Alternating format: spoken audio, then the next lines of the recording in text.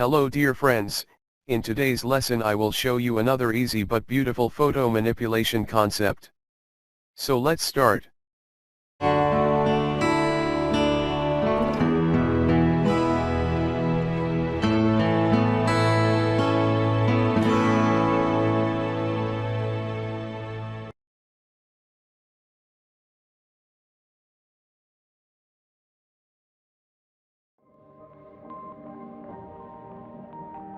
Before we start, if you haven't subscribed to my channel, please press the red subscribe button to watch more videos in future and must press the bell icon.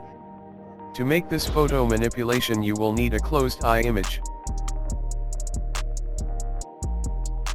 An island image, you can use any photo. A sea beach photo. And 2 boats. You can add more stuff if you want. I have provided the download link for all these photos in the video description.